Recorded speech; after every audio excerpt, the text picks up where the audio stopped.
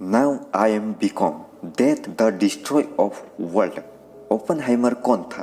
क्या एक हीरो था या एक विलन? क्या थी इनकी कहानी? जब कैसा लगा इनको जब इसने ऐसी खतरनाक क्रिएटिविटी से बॉम्ब बना दिया जिससे लाखों करोड़ों लोगों की जान चली गई। जूलियस रॉबर्ट ओपनहाइमर, इन्हें फादर ऑफ एटॉमिक बॉम्ब कहा जाता है। ओपनहाइमर एक वो इंसान है जो दुनिया में पहले न्यूक्लियर बॉम्ब बनाने वाले थे। दोस्तों, ओपनहाइमर का जन्म 1904 में जर्मन फैमिली न्यूयॉर्क सिटी में हुआ था। बचपन से ही जीनियस था। 10 साल की उम्र में टॉप लेवल यानी high level physics and chemistry पढ़ा करते थे। मिनरल के जानकार थे। दोस्तों, 12 साल में मिनरोलॉजी के लेक्चरर बन गए। 1922 में हार्वर्ड में 4 साल की डिग्री को 3 साल में खत्म कर दिया। 23 साल की उम्र में पीएचडी हो गए। पर दूसरा पहलू कुछ और यानी dark side. Oppenheimer chain smoker and depression का शिकार थे। दोस्तों, अक्सर ऐसा होता है कि किसी भी जीनियस पर्सन की कोई डार्क साइड होती है।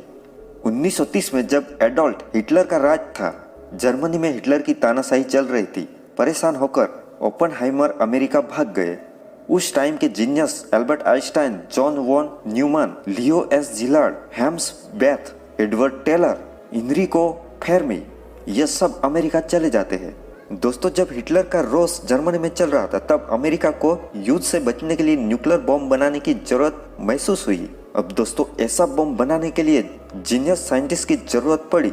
7 दिसंबर 1941 को जापान पीएल हार्बर पर अटैक कर देता है।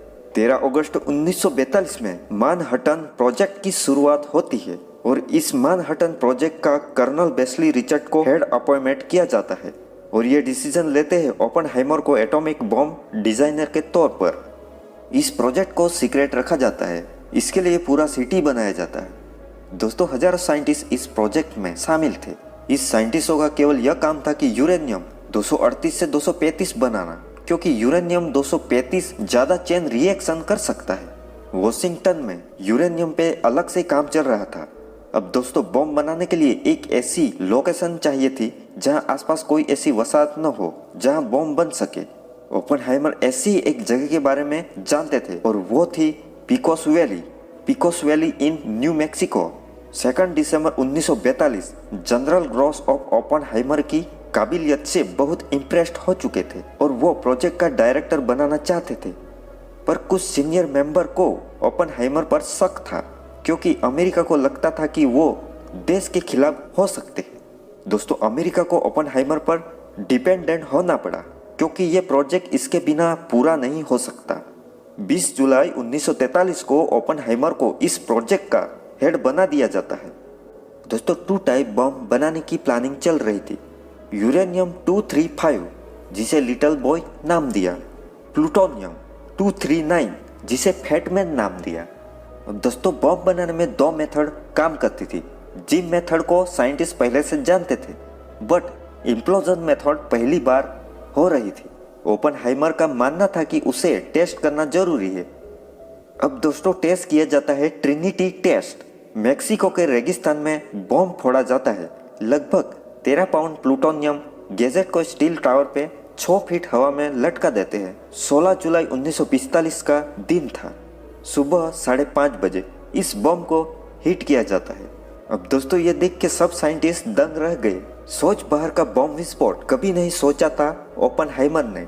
इस धमाके के बाद ओपनहाइमर से मुंह से निकली भगवत गीता की वो line, now I am become that the destroyer of world, I suppose we all thought that one way or another.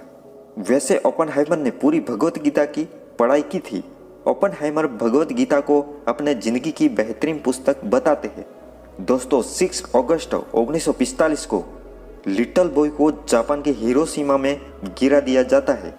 America ने उसके 3 दिन बाद ही 9 अगस्त 1945 को प्लूटोनियम बम यानी फैटमैन को नागासाकी शहर पर गिरा दिया जाता है। उसके बाद तो क्या असर हुई दोस्तों, नागासाकी और हिरोशिमा पूरी तरह तबाह हो गई। ये सुनते ही अल्बर्ट आइंस्टाइन का पहला रिएक्शन, वो इज मी।